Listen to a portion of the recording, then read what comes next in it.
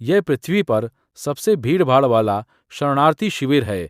रूस के पूर्वी तट पर 1 लाख से ज्यादा वालरस एक दूसरे के ऊपर ठुसे हुए पड़े हैं। असल में उन्हें तैरती हुई बर्फ पर आराम करना चाहिए था, लेकिन ग्लोबल वार्मिंग ने वह बर्फ ही छीन ली। घुटन भरे मांस के इस ढेर में गर्मी और कुचलन ने उन्हें असामान्य रूप से चिड़चिड़ा, यहाँ तक कि हिंसक बना दिया है। लड़ाइयाँ किसी भी पल भड़क उठती हैं। अराजकता से बचने के लिए कुछ वालरसों ने 80 मीटर ऊंची चट्टानों को अपना लिया। आप पूछ सकते हैं, क्या वालरसों को ऊंचाई का खतरा नहीं पता? असलियत यह है कि जमीन पर उनकी इंद्रियां बेहद कमजोर होती हैं।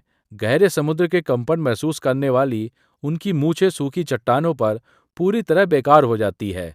हर एक इंच आगे बढ़ना उनके 2 टन वजन वाले शरीर के लिए सीमा की परीक्षा है। सबसे दिल तोड़ने वाली सच्चाई उनके नीचे उतरने के तरीके में है। वॉलरस पीछे नहीं जा सकते, वे सिर्फ आगे बढ़ सकते हैं। जब वे भूख से तड़पते हुए समुद्र की ओर लौटना चाहते हैं, तो हजारों साथियों की आवाजें उनकी संवेदना को घातक रूप से भ्रमित कर देती हैं। उन्हें लगता है कि समुद्र बस उनके पैरों के नीचे कुछ सेंटीमीटर दूर है। वह एक कदम समुद्र नहीं, बल्कि ठंडी जमीन की ओर ले जाता है। कई सेकंड तक चलने वाली गिरावट में वे एक बेकाबू मांस के गोले की तरह चट्टानों से टकराते रहते हैं। बचाव का कोई तरीका नहीं, बस 2 टन का शरीर बेतरतीब ढंग से लुढ़कता हुआ। इतने भारी टकराव के सामने उनकी चर्बी उन्हें बचाने के बजाय हड्डियां टूटने की रफ्तार बढ़ा देती है।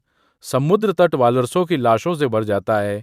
ध्रुवी भालुओं को शिकार तक करने की जरूरत नहीं पड़ती। पेट अपने आप भर जाता है। कुछ लोग इसे प्राकृतिक चयन कहते हैं, लेकिन वैज्ञानिक रिकॉर्ड बताते हैं कि 30 साल पहले इस तरह चट्टानों से गिरना लगभग कभी नहीं होता था।